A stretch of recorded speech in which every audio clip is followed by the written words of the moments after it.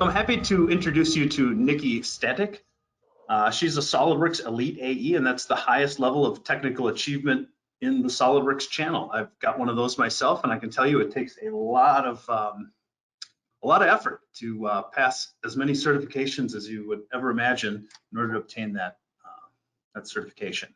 She's also an engineer in training and out of our Calgary, Canada office. She has years of experience in the oil and gas industry, as well as heavy mechanical machinery, manufacturing, and engineering production support. Today, she focuses on best practices in SolidWorks 3D CAD modeling, as well as spending time implementing structural simulation tools, as well as fluid flow simulation tools. She also shares her passion through instruction.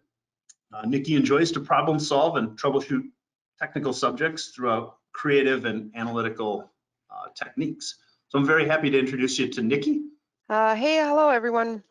Good morning, good afternoon, as we're all kind of in different time zones. Thank you so much for joining in today. And let's go ahead and just jump right into kind of quickly going to cover the agenda of what we're going to do. And then I'm going to take a quick little poll just to kind of see, where everybody's at when it comes to routing. And if you've, experienced working with it before, is this going to be your kind of first look at it? So just as the agenda, we're going to get a bit of an intro or a brief intro into what routing, piping, and tubing workflow is. What does it look like? And then we're going to dive into kind of the nitty-gritty of it. What is it that it drives the routing tool? So we have the design library, which is kind of where most of the default installed equipment is, inside of it. And then we want to take a look at more specifically, how do we download any extra libraries that we can use, as well as making our own custom components, because the library is not going to be, sufficient for all of us to what it contains. And the main thing that I want to focus on in this webinar is going to be just kind of good practices with routing. What could we do to kind of avoid any errors or anything that could come up, and just ways of guiding that route so we make sure that it works in the best way possible. And then in some cases, we can follow the wizard to kind of help us create these custom components. But in some other cases, we could also just manually add the routing points, which is what drives the route inside of SolidWorks. So that is going to be kind of the key, the thing that we're going to cover. So for those of you that were looking at what we were going to do, this is just kind of a heads up. All right, so let's move on here to the next slide.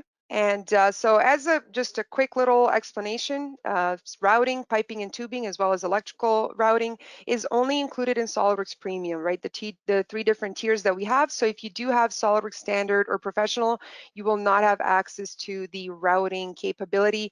I know I've had that question asked before, like, is there like a part of it that I can use in Professional? Unfortunately, there isn't. You do have to have that package. And so there's different routes that we can make. We can make piping routes, we can make tubing routes. Then again, for electrical, we can use it for cables and wires, and also for electrical conduits. So there's also, for HVAC ducting and things like that, we can also use, which I will dabble in with a little bit today as well. But that is the main kind of breakdown component there. And what do we kind of deal with when we look at a route inside of SolidWorks? We deal with the design library that I mentioned, that I will dive in a little bit deeper later on. It's always located on the task pane on the right-hand side of SolidWorks. It also takes advantage of 3D sketching. It also takes advantage of top-down design, right? So we are using the geometry that is already in the model and then kind of referencing it in order to, create some sort of route. And we also use configurations very heavily, right? We have the same component with different sizes all the time. And the nice thing is that a lot of the components that are inside of the design library have a lot of configurations already associated with it. So we can see kind of how we can reuse some of those models and data for any custom work that we may need to do. That is going to be kind of the main point here. Okay, and so I'm going to jump into the software right now and switch in and just quickly talk about a couple of those different things that I always just like to introduce. So the skeleton model, or kind of what we deal with in routing, is there's different ways of where we can automate that 3D sketch, or for you to just get introduced to the idea of 3D sketching.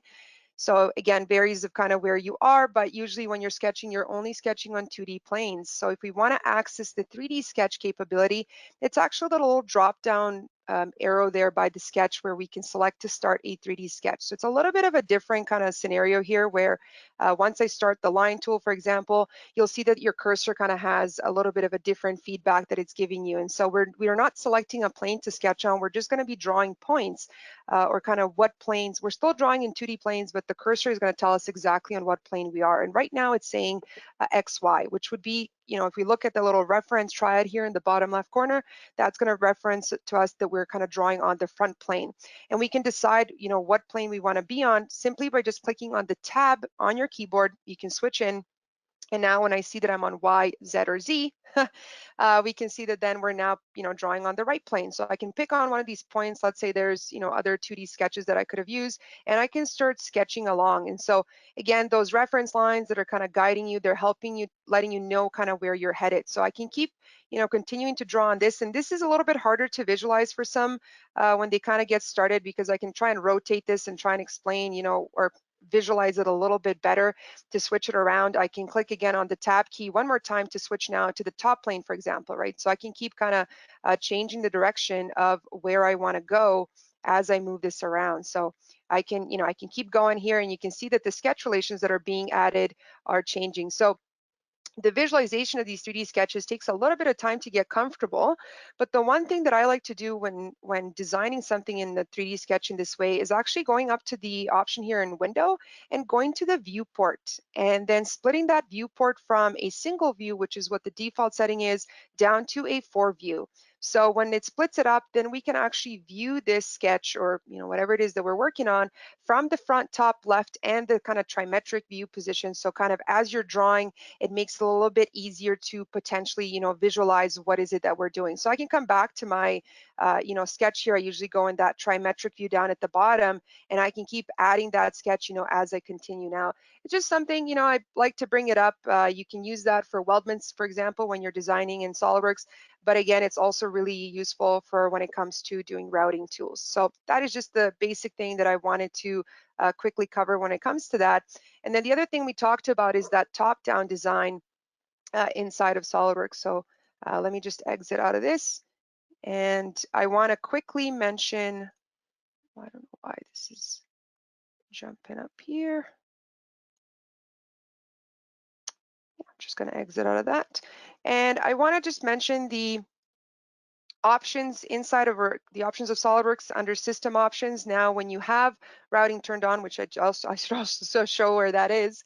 If I click on the routing tool over here, there's a couple of things that are turned on by default that I want to kind of talk about briefly. So you can kind of look through this list and see that by default, we have the automatically route on drop of fittings and connectors already set. But the one thing that's turned on by default usually is the save route assembly externally option is on. I like to have it turned off and work with my routing subassemblies kind of as virtual components or only internally saved within the assembly. So, and I'll talk about why and why it makes it a little bit easier.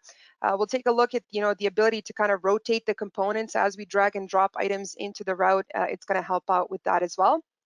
So that's just the one key thing here that I usually like to turn off when I get started. The rest of it I like to leave as the default settings. And so I should mention here, how do we actually access the routing tool? So let me just bring this back, the viewport back to single view with one example here. And in order to turn on routing, right, the add-in for SolidWorks Premium, and again, you can check if you have SolidWorks Premium right in the lower left corner. That's just the easiest way to kind of find out which tier of SolidWorks you have. So what we're going to go down to is I'm going to use that drop-down menu next to Options and then select on Add-ins. And in here, if you do have access to it, you would just check on SolidWorks routing in order to access it. And that way, what that's going to do is it's going to allow us to kind of see the extra tabs associated with the routing tool. So that is the one thing we have to turn on in order to see those components. And I'm going to move over to the next example here on what we want to work on. So this, for example, is regular CAD models that we've worked on, modeled out, right? Something that we're going to be connecting these different routes to.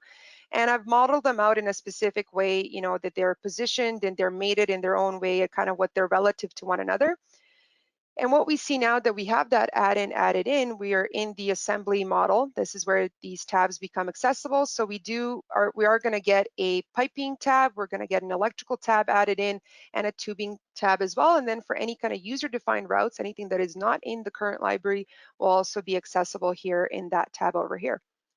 And so right now everything is grayed out. I can start kind of immediately from here, but this is where we want to talk about kind of the design library, or the main key driver of what, what is the meat and potatoes, as Tim likes to call it here. So if I go over to my design library in my task pane on the right hand side, you'll know that there's actually a lot of components used even outside of routing that we can use for kind of copy and pasting very similar features that we use all the time. But the main thing that I focus on is this routing folder. And the nice thing, and this is the main thing about routing, is that this folder of where this data is located is very important. And if I just hover my mouse over it, we can see that the path is actually located on the C drive in program data, and in SolidWorks, in whatever current year or whatever year that SolidWorks that you have, it's a specific design library folder. The only problem is that if you open up your file explorer and you're dealing with this, and you can kind of modify and copy these files and maybe move them somewhere else, is that when you go to your C drive, this program data folder is actually hidden by default, and it's something that you have to turn visible on. So I always just want to always bring this up when it comes to these, is when I click on the view button over here, I want to just make sure that this hidden items option is checked on in order to have or kind of see where that folder is. And so once you have that hidden items turned on, then I can find that program data folder and then kind of hover over to SolidWorks. And then I have my SolidWorks 2020 right now.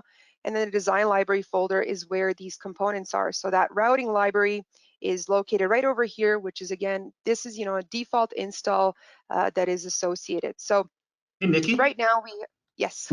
that is an awesome tip you just gave right there about the ability to show those hidden items. I'd also like to point the audience out to that option to file name extensions. Those are a couple of Windows changes I've been making for a long time, and it just makes me a bit more efficient.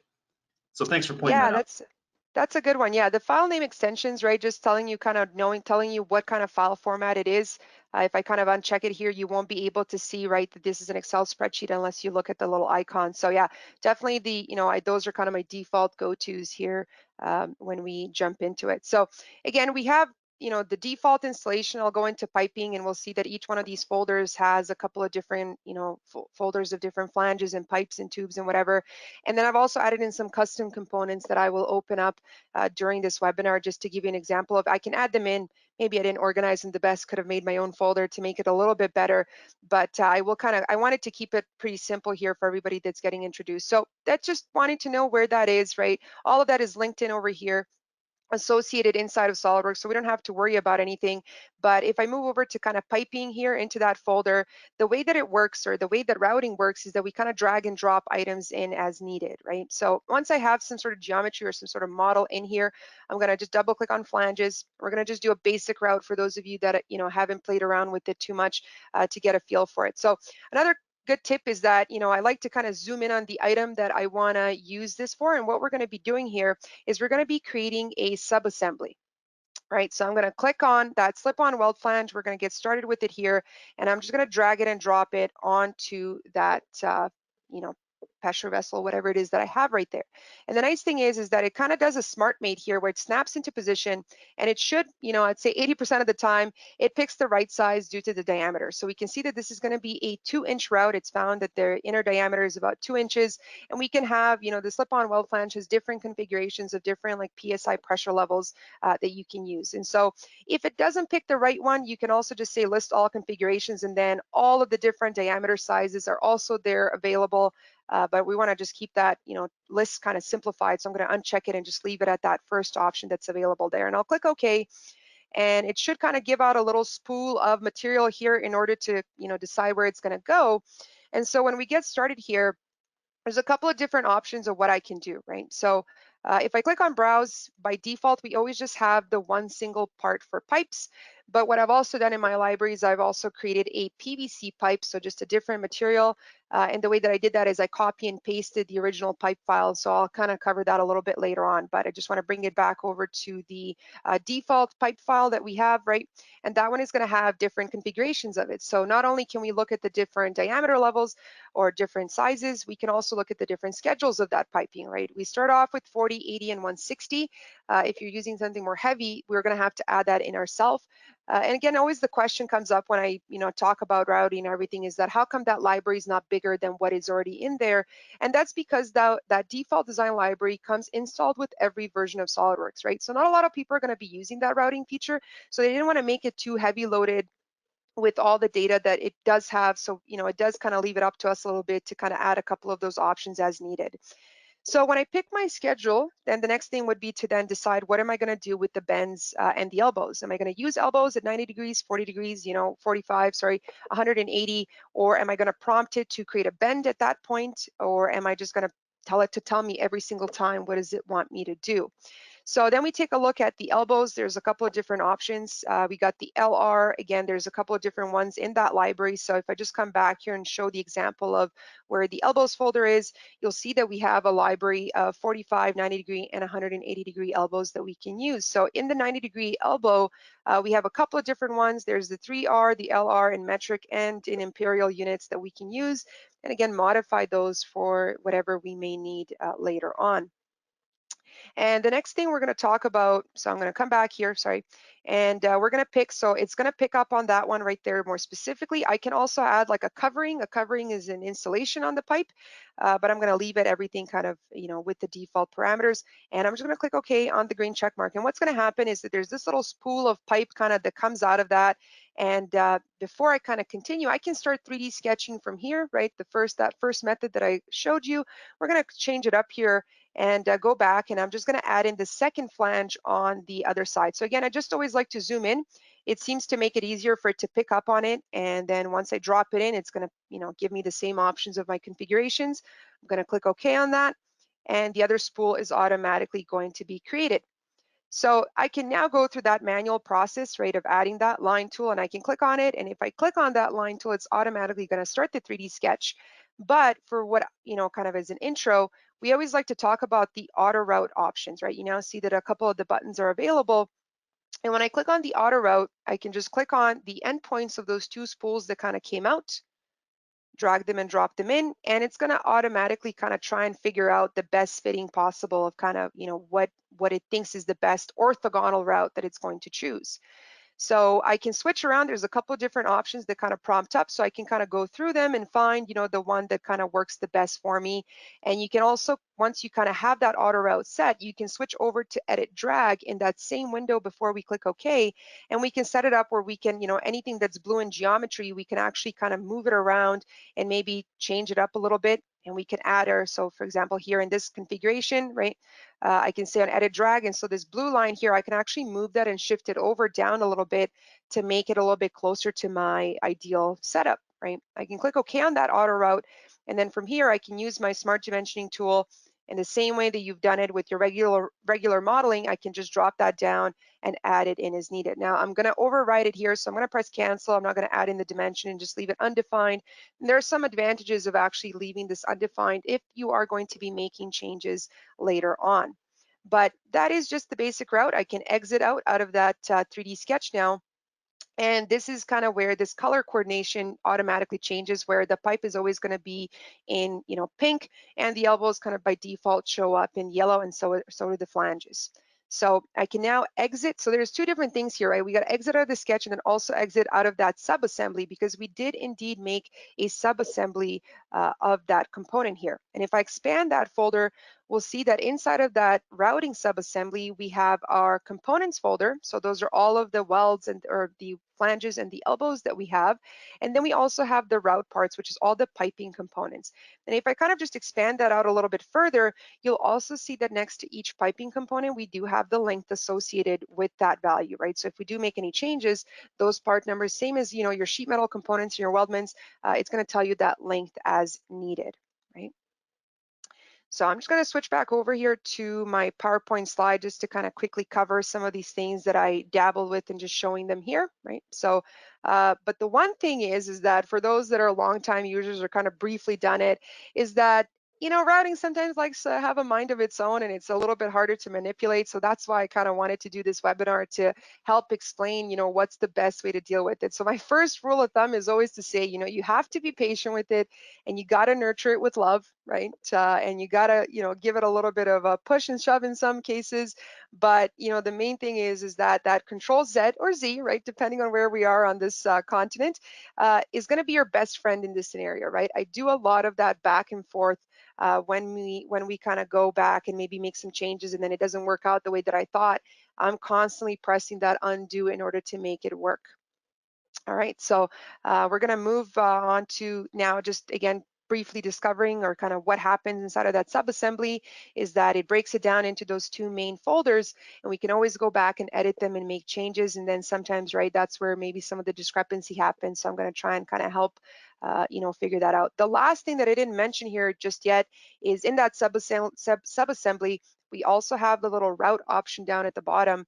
And if I expand that out, that is actually where that 3D sketch is that where I can kind of come back and change it, but we're going to change it a very much more simplified. It's just like a nice organized structure on how it looks. Now that 3D sketch doesn't have to be controlled by just like an orthogonal, right, like very linear. We can also use splines, right? So for tubing, that's when we can kind of have it more flexible, and that's going to be another option that we're going to take a look at, which is exactly what I bring up here, right? And you can also mix and match that orthogonal route and then a flexible hose. And so we're going to see the different options here once I switch back over into the software. And that is, I'm seeing the questions here. There's some of the questions that I'm going to answer at the end, and then, but the one question that's coming up here is that we'll do the flexible hose here in a minute. And then the main thing or kind of the difference, you can't just, use or kind of design or model your own components like, pressure vessels or different sections and then just drag them and drop them the same way that we drag and drop in the things from the design library. There's a couple of different things we need to add to our 3D models in order to make them, applicable or usable in the routing library. So what's driving that routing feature is something called C points and R points. The C points are the connection points as to kind of where that spool of pipe is going to come out from. And the R point is used for basically showing you where, when you drop that fitting, right? It's almost like an origin point, right? Where is it being dropped onto that particular component? And so depending on, right, whether that's like a flange or like a cross or like a T connector or something, right? They're all going to have different numbers of C points. There's always usually only one R point, which is the section of where we actually drop it on, right? So we also have clips for flexible hosing that can also guide things when we do it. And so the other thing that, one of the things that I always like to mention, and I didn't bring it up in the example that I had brought up here in a moment, right? But if we do the route, it doesn't actually recognize the other geometry that is in the assembly. That is something that, you have to be more cautious of when we do it. And so you have to give it a little bit of, like I said, extra love and nurture in order for that to work. So that's something that I always like to bring up. And so before I get back into the software, I just want to mention that, I like to save the routes as virtual components first and then save them externally once we're ready. And when we do that, or the way that procedure kind of works is that when an assembly is saved as a virtual component or internally, right, we actually don't have the subassembly outside of it. There's no file name associated with it. It's just a lot easier to rename that route before we do it. And also it's easier to delete it. Those are the two main things. So like once we, have it all set up and ready to go, then I can save it externally and, I can see it in my local folder and use it whenever needed. And then when we make some of those changes, right, when we have to create drawings for it, that file does have to be saved externally. So it's that's the procedure that I like to follow. I seem to have had, less breakage and things kind of happen or go off the rails a little bit less, right? So that's the main key here. All right, so then again, I'm just going to talk a little bit more about the design library.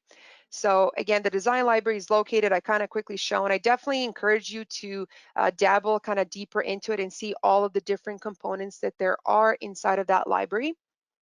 There is quite a bit, and there's a lot of different components. And again, for these different sections, and especially for electrical or HVAC, there's a lot of things there, but in some cases, right, it may not be used or may not be enough for what we need. So, and then what we also like to do is that anything that's already in that design library, I also try and replicate and use those components as much as I can for my own custom things that I'm working on. So if it has a similar shape or a similar breakdown, I like to copy those instead of trying to build things from scratch if needed.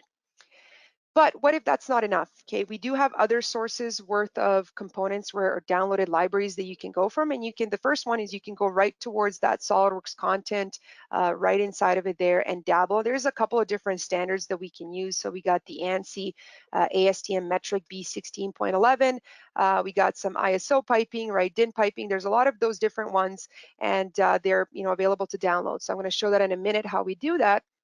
And the other source that we also have is the 3D Content Central. Okay, this is where users and other suppliers can import all of their sections. Now there is a little bit of extra work that might be needed, right? We might need to add in those C points and R points, but it is doable.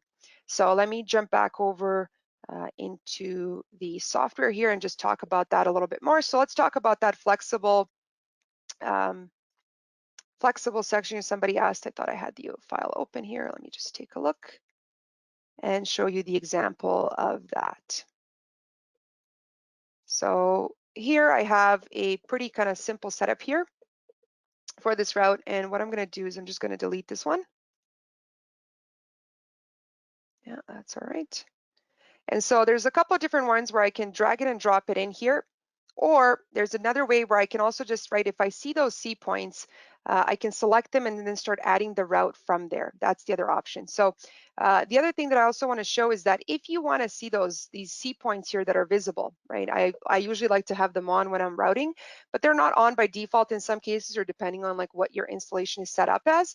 But if I go back down here, I can take a look at, in order to turn those routing points, if I want to see them visible, just by selecting this option over here.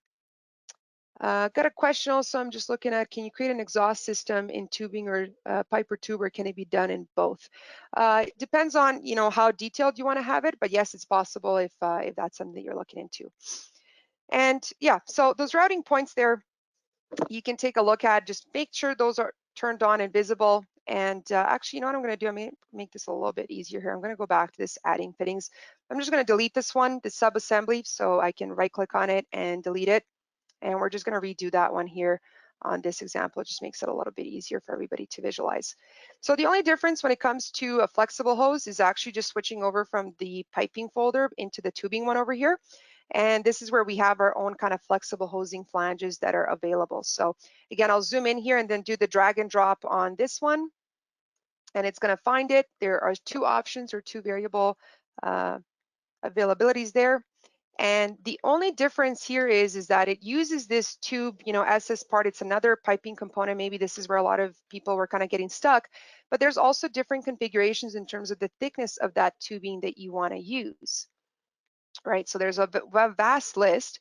It's still going to do it in an orthogonal route by default, but all you have to do in here is just select use flexible hoses in order to do that, right? So I'll turn that option on, and then you can control it down here with the center line being, the kind of the main driver, or the inside of the line there, and you can set up what the minimum bend radius is going to be, and you can always go back and change that, right? Same as anything else in SolidWorks, but that is pretty much the only difference here, right? It's the same procedure where I'll drag and drop that in, and then go from the other side and do the same thing where I'll drag it and drop it on that other component.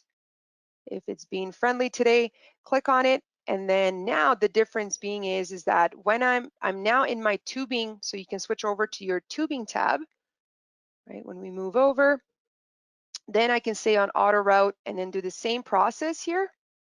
And you'll see that that orthogonal route is actually turned off by default, right? So if I click on the second one, there it is. It creates that kind of default spline. And then the same thing with that edit and drag, right? If you have played around with splines, you can move this around and try and fit it around a specific way. But that is really the main key difference there between one to the next. And instead of it having, once I exit out of that subassembly, instead of it having like a, breakdown of the elbows, it just has one flexible hosing. It just tells me, what the distance of that, how much material I need of that hosing in order to make it work, right? So I got to extend this all the way, but it's about 105 inches of material that I would need in order to make this work at the current process, right? And you can always go back, right? I can right click on that subassembly, and what you would say is that you want to say edit route, which would then activate, that 3D sketch that you're working on and make any adjustments as needed. And you can, once you click on edit route, then, you can manipulate this in any way that you can. And got another question here. Can you change it? Can we edit the file? Absolutely, at any time. You can come back and make changes to that route as needed here. So usually you can just say when you right click on it, you are going to have the option for route properties. And that is the ability where it's going to prompt that window back up, and you can change that thickness if you didn't make the right choice right from the get-go. All right, so that is, again, you would use whatever the default setting here is, and then I keep seeing a question that you can also, can we create like hydraulic hoses? Yes, but you would have to kind of do this, you'd have to make your own library here ahead of time before we get started on that, but it is very much so possible. And if we move on from there, right, I want to talk about that SolidWorks content, and in that routing library, or another routing folder that we do have, is we have those kind of preliminary, libraries that I can click on. So there are these folders that come up, and the way to download them is you would hold Control and then click with your left mouse button, which will then download a zipped file, and you would specify, where that location would be. I'm going to say, let's say, do it in my desktop, and it's going to download that. Now, I do have that folder already, associated in my presentation here, right? I've downloaded those files, and then I've just unzipped them and added them to my, desktop here to just make it simplified for everyone to see. And when I do that here, the next thing all you need to do is just say add file location, right?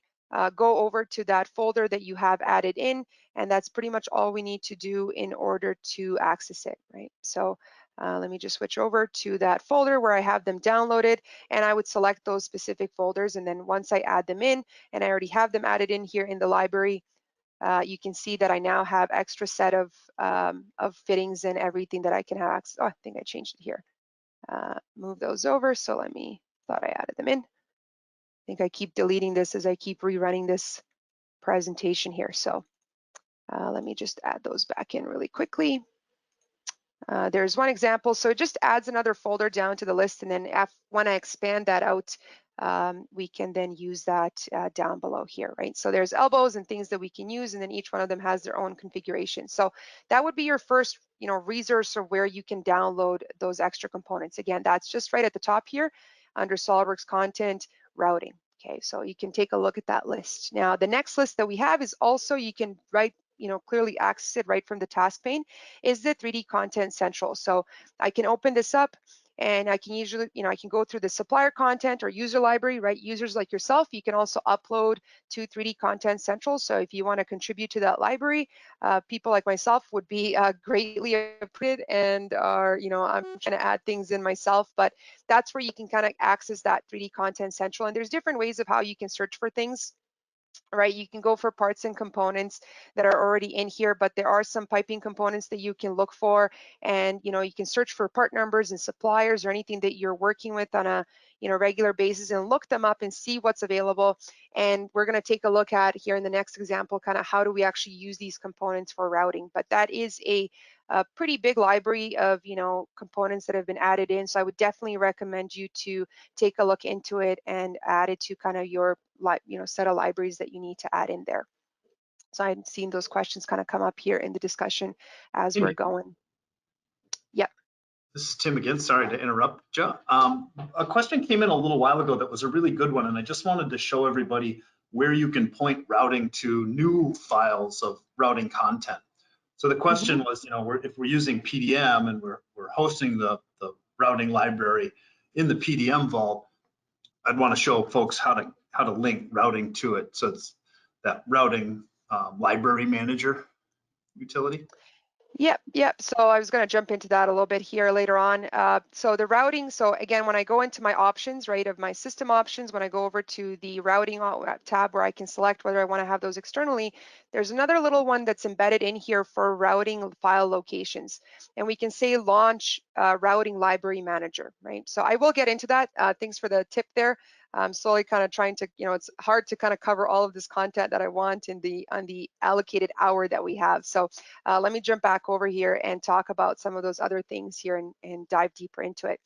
Let's talk about kind of the main thing about this webinar that I wanted to cover is the ability to create those custom components because the library may not be sufficient, right? The best thing that we say is use whatever is in the design library and then copy those models out and add in the necessary kind of adjustments. And the one main thing is that you want to really keep a good documentation of everything. Definitely rename your sketches, rename your features and your dimensions. It's going to make life a whole lot easier if you do that. And then when we use that wizard manager in order to do it.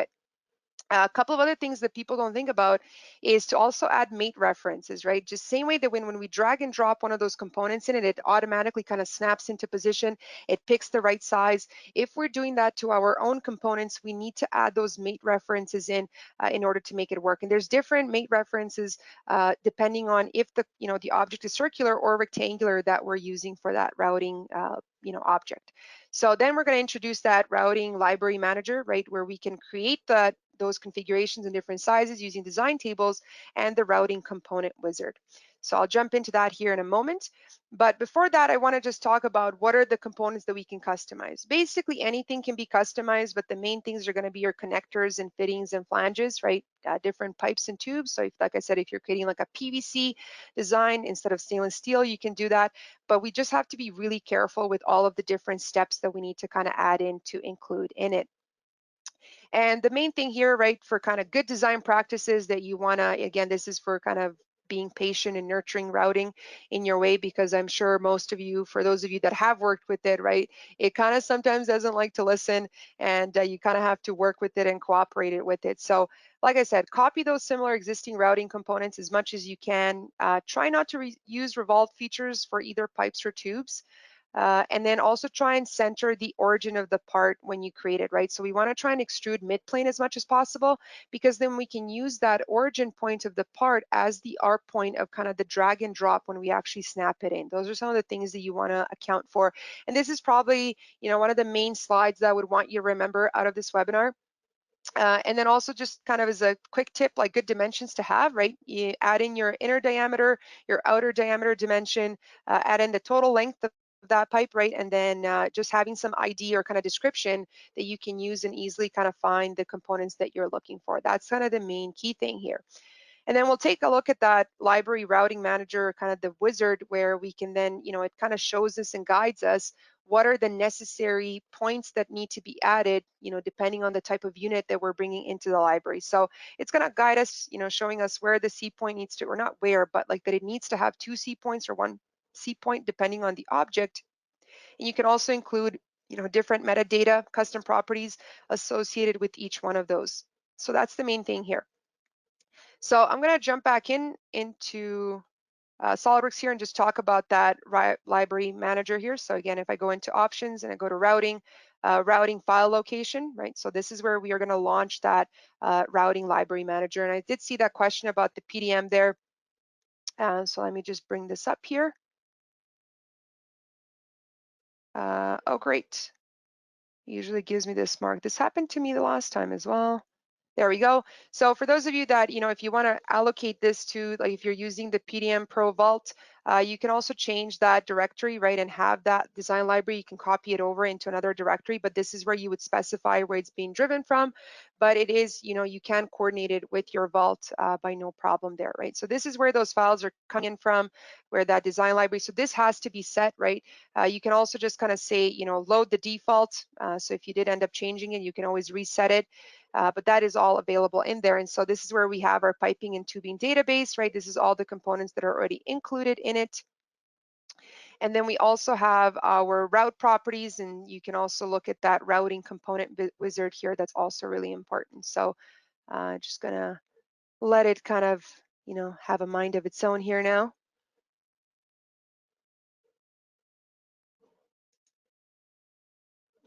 What's going on? This is, feel like it's, a routing webinar can't go without something, right? Taking a little bit of time to load up here, but I want to talk about that routing component wizard, right? If you wanted to make your own custom components of what you want to use. Now, in order to do this, you usually like to have, or we like to have the part open of what we're going to use in order to make this happen. So I will come back into it here a little bit later on, but I just wanted to show that for that question that came up here and trying to cover all of my grounds. And I also said that you can copy, different, here, what do we want? Yes. Kind of exit out here. And I also want to mention, right, it's also really good practice to, like I said, copy these components or whatever is already existing in here. But even that slip-on weld flange, I can just right click on it and open that component and then save it as, right, in a different location. But the main thing I wanted to talk about are those mate references that are already included. And this is why it's nice to copy these components that already exist in the library, is that, there are references, these kind of smart mates that get added in, and then that's what kind of controls and manipulates what size is being used. So if you're using that or using the library, it's easy to just kind of start from there. And if you're doing it from scratch, right, from a component that may not be similar at all to what we're working with, the mate references is actually located under reference geometry. So you would do this process on the part level by adding in that mate reference. And so the main thing with that mate reference is, again, as I said, it depends on whether or not you have a cylindrical component or a rectangular component, right? So for those flanges, you are going to have two different mate references. The first one is going to be referencing the planar face that is going to be coincident to it. And then we're also going to have the inside, that inside hole there, that's going to be a concentric mate. So that is going to be for the position.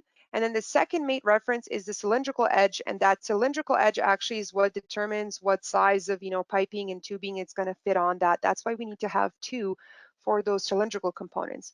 And when it comes to kind of exhaust systems or kind of, or like a ducting of some kind, or, for HVAC or cable ducting, whatever the case is, and we're working with kind of rectangular components, we need to have one mate reference, but that one mate reference has to have three reference entities. That is the main thing here.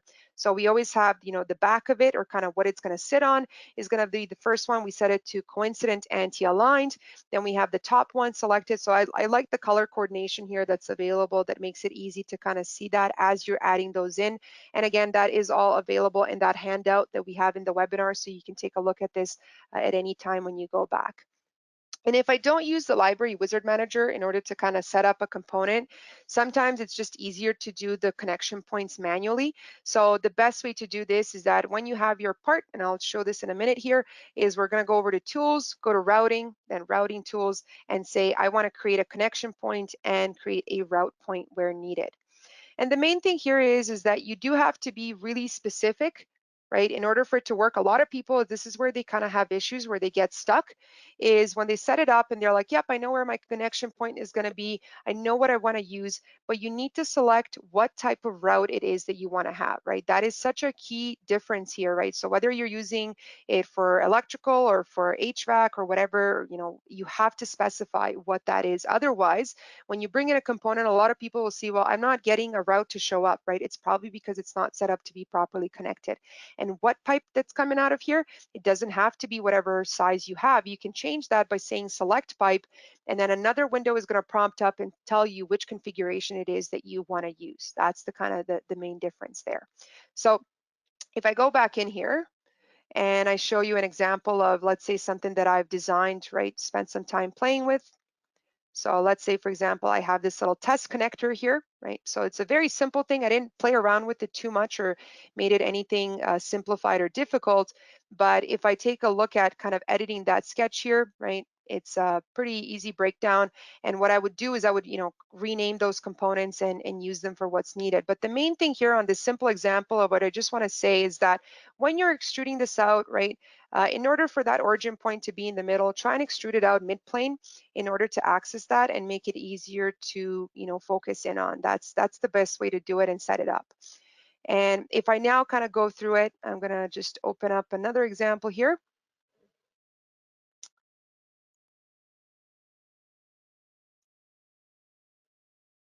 And, oh, I think I moved them all here. Oops. I think it's in my library. Keep switching them around here.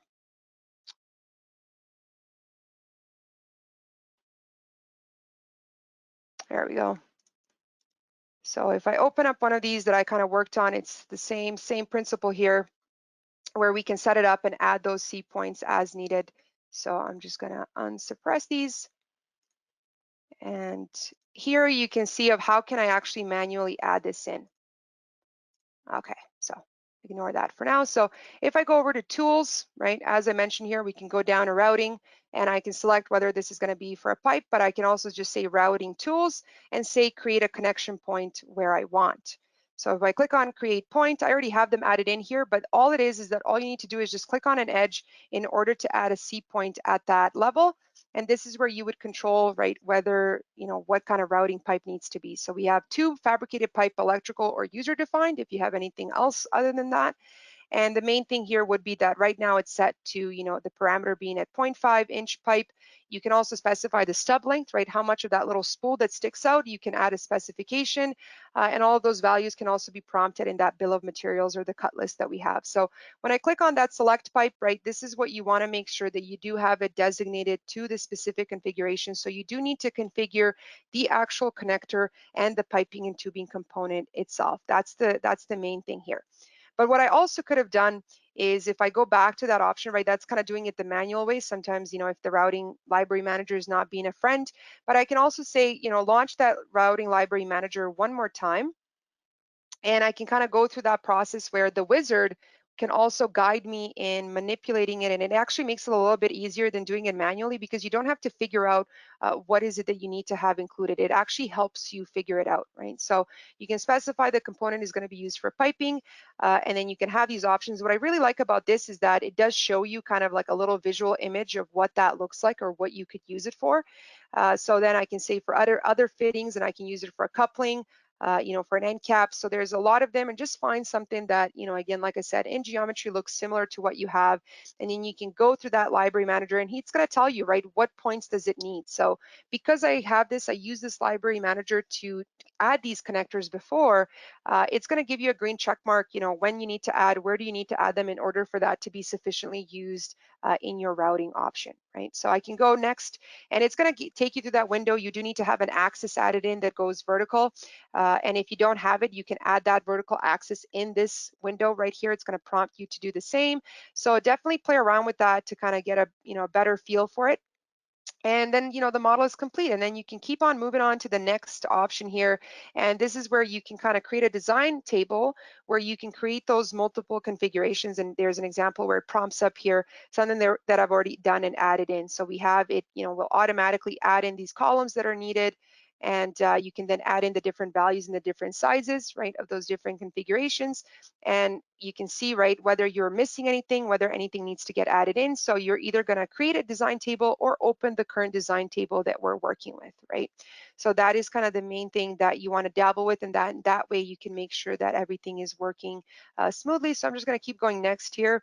And this is where you would then add in that metadata that is associated with that part, right? So you can add your description and your part numbers, and you can have them, right, configuration specific for those different levels there. And that's where you can, once this is all added in, you can see that if I click, let me exit out of the options here, you can still keep that routing library manager active. Sometimes I even like to pin it down to my taskbar if it's something that I'm using all the time. And you can see that those configurations were also added in here in the configuration manager, right? So that's when we move over to the next component anyways, and then it takes you through it, and then it's going to ask you, right, where do you want to save it? So you can specify that you want to have it added into the design library in a specific folder. But again, I would just be more cautious about this. I always like to save this in a separate folder or maybe away, because if you do install and you do re-update your SolidWorks, right, from let's say 2020 to 2021 next year, you don't want to accidentally delete those files that you made and custom things that you are working on. So you got to be cautious about that, right? Take a little bit extra time to kind of figure out and finish that off. And then once you're done, then you can say save. There's no saving changes here for me because I'm done. And then the last thing it's going to ask you, do you want to add that piping component to the piping and tubing database, right, to keep it intact? I'm going to say no here just because it's going to run the little window and save us time. But that is pretty much on, how you want to run it and make sure that you kind of get the best output possible, and avoid avoid as much mistakes. But you are going to run across certain things. Like I said, it likes to have a mind of its own, so just be cautious of that when you do it. So I definitely want to encourage everybody for, that as you're in this webinar, hopefully you'll learn something and those kind of best practices that you want to keep intact. But go ahead and try and, create those routing sub-assemblies on your own, and then add in those custom routing components and, play around with those different options and make sure that they work properly. And if you have any issues, you can always call our tech support line. We're always willing to help on our end if anything is not working or is like feeling a little bit wonky. And, try that. And so that is kind of what I wanted to show in this webinar, right? Is to, again, remember, be patient with it, nurture it with love. Control Z or Z is your best friend in routing. And then use that design library and download those extra available content, right? Either from Solidworks content or that 3D Content Centrals are really good resources. And then we can also use, or kind of copy whatever is existing in the design library to create our custom components or just make things from scratch. And then remember, the big thing in routing is a lot of people ask is like, why does my part not behave the same way that parts in the design library behave when I want to use the routing? It's because we need to add those mate references in, so we can do that easy, drag and drop option, and as well adding in those C points and R points to the components. Those are the two key drivers there, right? So if you don't like the library wizard, you can use that, manual approach of going to tools, routing tools, and then giving the access to kind of control how many you add in. And that is pretty much here that I wanted to cover. Again, thank you for sitting in on today's webinar. And I'm going to now kind of open up the panel for any extra questions here that I can answer. And I'm just going to see here as they pop up what we have.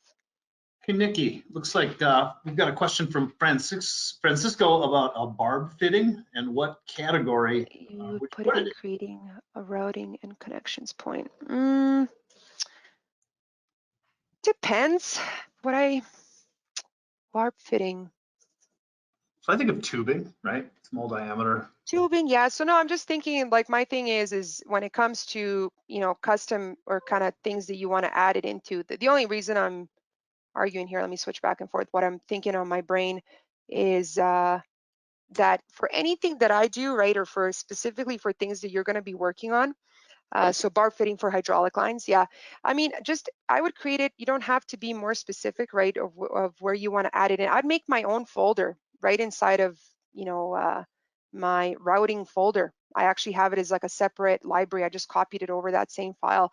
So right inside of the routing folder, I'll just add in my own and add an existing folder or open a new folder or create a new folder, and then add in those components that you're going to be using on a regular basis. I wouldn't try and fit them in into a one of the other folders that's already existing. Got a question. How do you dimension to or from a surface? That's really, we don't really use surfacing for routing too much. I would typically like to have them as solid models. Routing doesn't give me a lot of like physical geometry and faces and edges in order to use it for routing. But you can, we can dimension to like planar faces and that kind of stuff, right? Whether, it's a Planar faces. Yeah, I guess it depends. I always just think of like circular or cylindrical surfaces. So stuff. yeah, so it doesn't, with that being like a thin section, I guess use the edge of a surface to connect it on, but it's going to limit your ability to kind of select geometry. If it is a complex like non-analytic surface, you could always, Terry, throw a 3D sketch point on there on the surface and then dimension to that 3D sketch point. I think we've beat that to death now, huh, Nikki? Yeah. I got a question.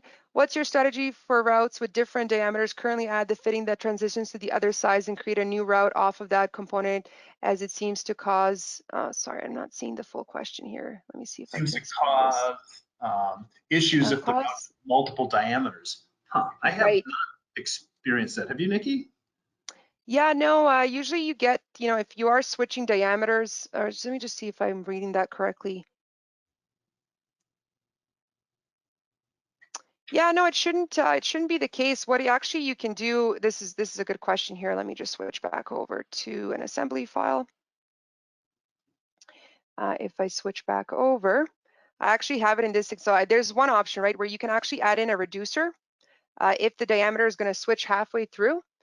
you can do that. Or if I even click on, to edit that particular route here, there's a couple of different options where you can, if you just need to change the route diameter, right? Maybe you said I want to start it off with like a 5-inch, but right now we're changing the design to like a 3-inch. You can use this option as well to change that route diameter too. But the best way to do it is you shouldn't actually have anything break or any issues. If you do, definitely reach out to our tech support team. We can take a look at it. But usually I use a reducer to change the diameter. I think that's what I'm hoping that's what you asked. Let me see if you want me to or rephrase it in some other way if I'm not answering the question related to that. Got a question, does the routing part wizard check out and check in the part files for you if you are keeping them in the PDM vault? No, you're gonna have to check out the file from PDM vault on its own. It doesn't have that correlation with PDM, so it doesn't do it on its own.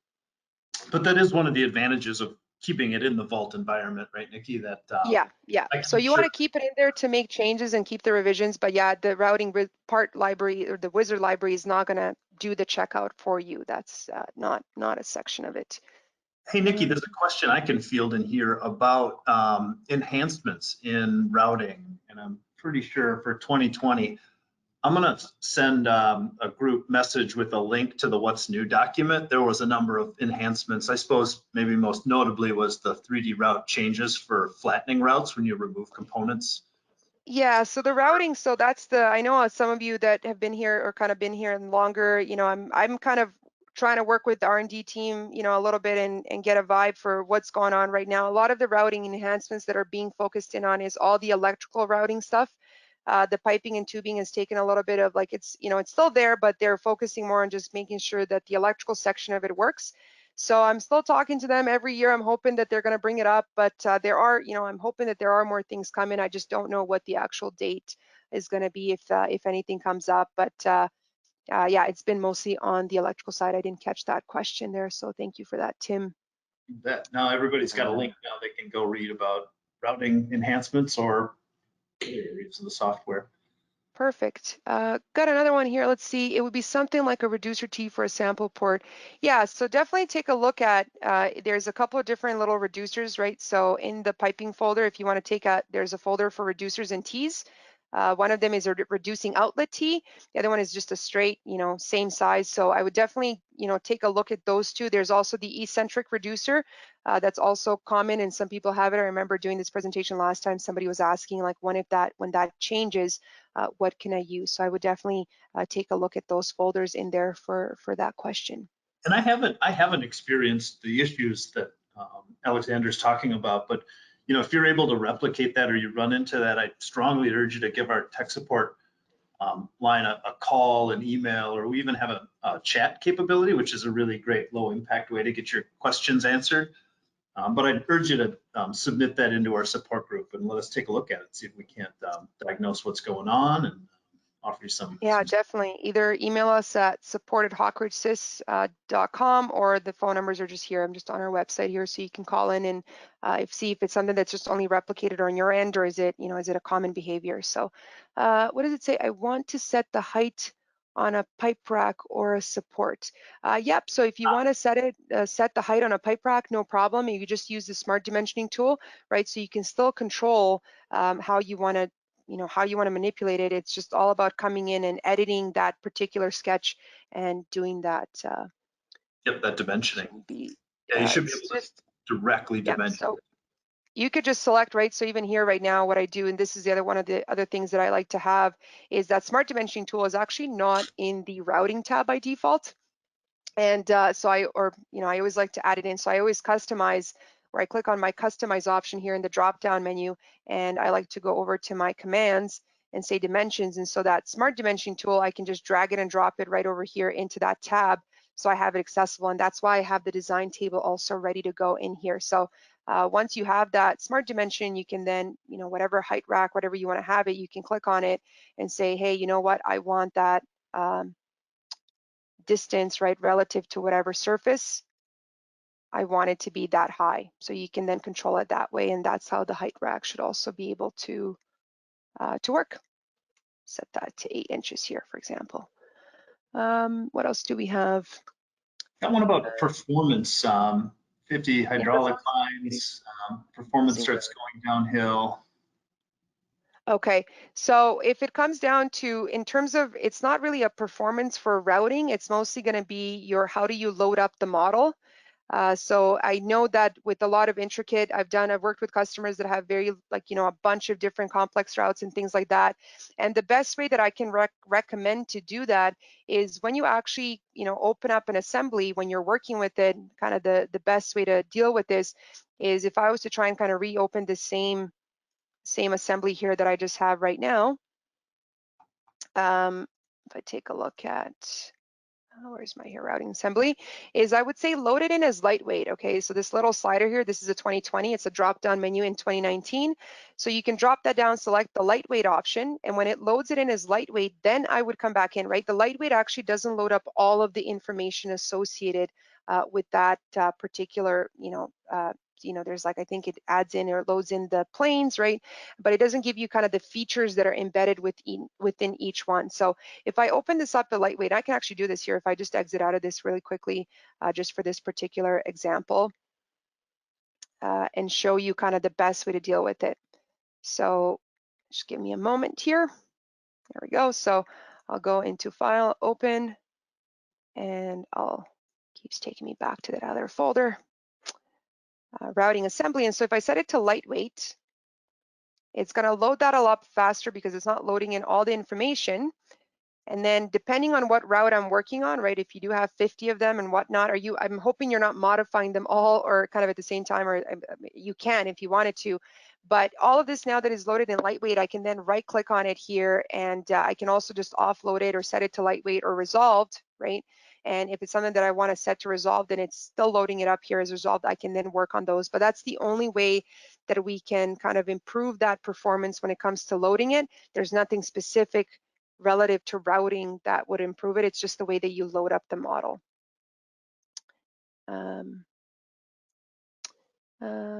Got a question. Excel is installed on my PC, but routing settings doesn't see it. Is there a quick fix, or do I need to have to get IT to fix it?